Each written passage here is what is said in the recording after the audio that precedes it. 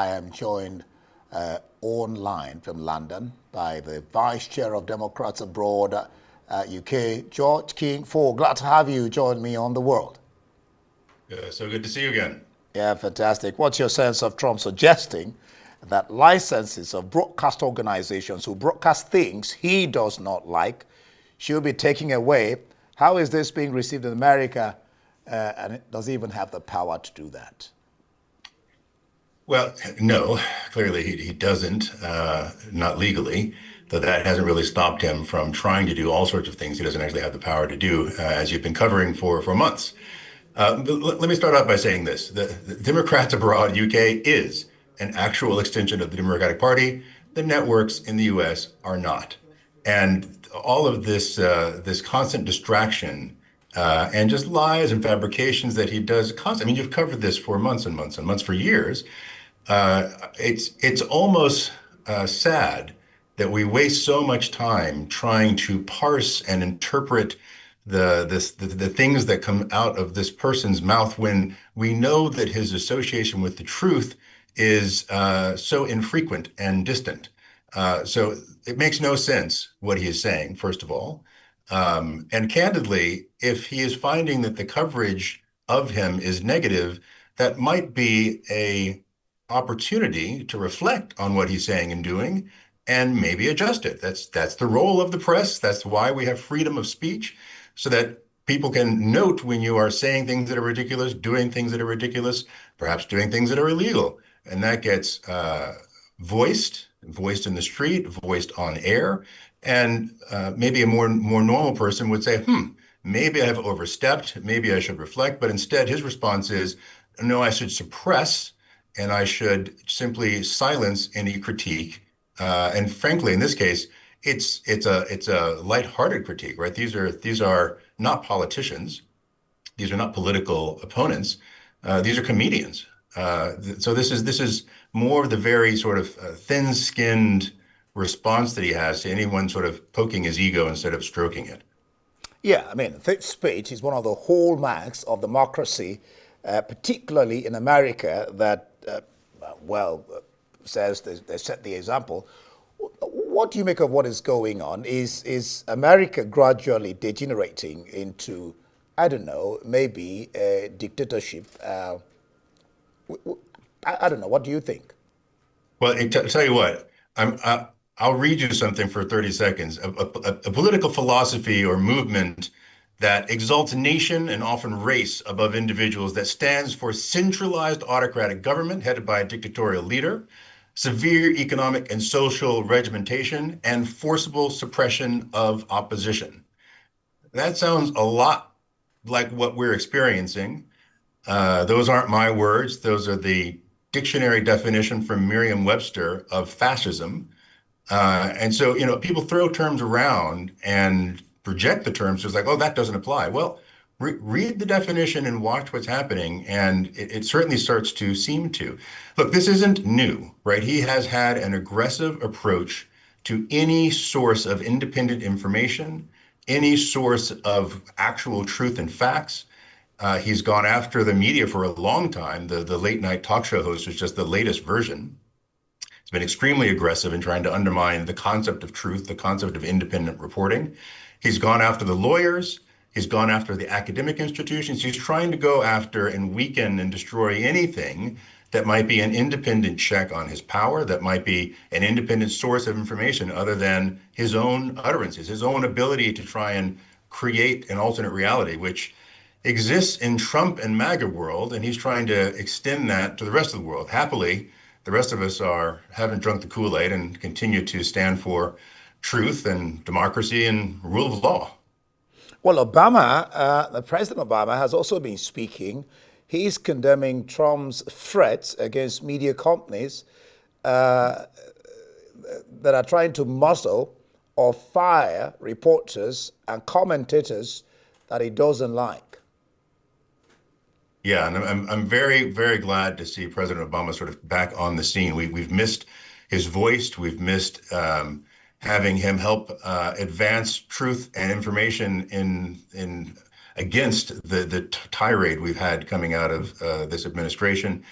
And candidly, I would love us to all start to shift to focusing on what's really happening in the world, what's really important in the world. And that's what's happening to people's everyday lives, with the eradication of healthcare coverage, the eradication of school systems, and ratcheting up debt that's going to have a generational impact. There's all these major important things happening, really destroying people's lives. And Trump continues to be incredibly successful to create distraction with these types of tactics. These are important too. Clearly, free speech is incredibly important, and we need to hold a line here. But ultimately, when times are good, it's sort of easy to do the right thing. When times are challenging, this is when you have to step up. And I think President Obama has been saying this quite a lot, that this is the time that individuals, that organizations, companies needs to say, look, it may be that I take a little bit of a hit here, but that's what needs to happen to make sure that you hold the line on truth and on democracy and on rule of law. What do you make of Brendan Carr, the FCC's chairman, his utterances since this Kimmel issue? For example, he says this is not the last shoe to drop. What damage can this do to broadcast and free speech and communication generally in America? Yeah, that's very worrying, but again, not surprising. Trump has taken every opportunity in this second term to try to weaponize every aspect of the federal government, from the FBI and Health and Human Services, all the way through. You see him trying to meddle with the Fed. You see him trying to meddle with individual states. There's no part of the American democracy and the American system that he's not trying to subvert or convert into being a tool of his own self-expression, his personal expression, his whims and his idiosyncratic desires, as opposed to something that's actually for the good of the American people. This is the latest front that he's opened in this all-out war on democracy. And yeah, it is worrying, no question.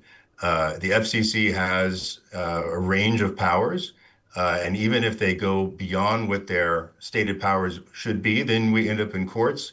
And unfortunately, he's got the Supreme Court stacked for his benefit as well. So it is absolutely a worrying time. Now, House Democratic leaders, led by the minority leader himself, Hakeem Jeffries of New York, is calling on Carr to resign, accusing him of corrupt abuse of power. If only it were that easy, right? Yes, that's exactly what should happen. But let's be clear, he was appointed by Trump because he's in Trump world, and which means the people that Trump are appointing. What he learned from his first term was that his ability to do what he wants to do is constrained by people who actually adhere to their actual jobs, adhere to the law, and won't accede to what he wants them to do just because he's in theory their boss as president. So in Trump 2.0, he is intentionally only placing into positions of power people who have a single qualification, which is brainwashed loyalty to him and any utterance he makes, which is why he has made so many appointments of people in very senior roles that have no credible background to be in those roles. I don't know the background of the FCC head, so I'm not specifically saying he has or doesn't have that the background to have that role. But I do know that he is there because he will do whatever Trump is going to ask him to do. Now, there's a call, an impassioned call for the boycott of Disney, the parent company of ABC, and other stations that have pulled the Kimmel show off air. How does this resonate with you? I mean, this call. Well, let's take a step back. So what's happened here is in each situation where a mega media company has been involved in a multi-billion-dollar transaction, that has created a vulnerability because they require FCC approval of those transactions. And that leverage is what resulted in both of these actions so far for these two late night hosts. So while corporations always have vulnerabilities to their shareholders or to advertisers or what have you, but the size and scope and immediacy of these transactions made them particularly vulnerable to have to kowtow to the personal whims and objections of the president about, they're not saying nice things about me. What I would love to see, and I think you're sort of alluding to this, is more people to stand up and exert people pressure on these media companies, right? So they want people to watch their channels, they want people to consume their media. This is a power we still have to say, well, no, we're not going to do that. We'll direct our time, attention, and dollars elsewhere if you are not able to hold the basic line around things like freedom of speech. All right, now you've raised a question now that I'm going to throw at you. Is this really a question of the Disney owners of ABC weighing safety concerns and business, or does it have to do with business interest, or that of destroying the Fifth Amendment? I mean, why is the pendulum swinging? Well, I honestly don't know. I do hope that what is going to happen is that there is going to be increasing transparency in terms of the undue illegal exertion of administration, federal intervention into these transactions and into these decisions about personnel and about content on air and so forth. Look, the Constitution and the amendments of the Constitution are there as important, critical guiding principles, but they are they have to be defended, right? They don't have independent action. They can't walk the streets and cause people to do or not do certain things. It requires all of us to actually act and speak out and uphold and enforce all of the amendments in the Constitution if we actually want to continue to try to improve and perfect this experiment we call democracy. Now, if we're willing to lay down, roll over, and give up, we're not going to have a democracy. Democracy is not passive; it's active. It requires engagement. It requires sacrifice sometimes, and that's the moment we're in. All right, George King IV, Vice Chair of Democrats Abroad, UK. Thank you so much for your interesting input on the world. Thank you so much. Great to see you again.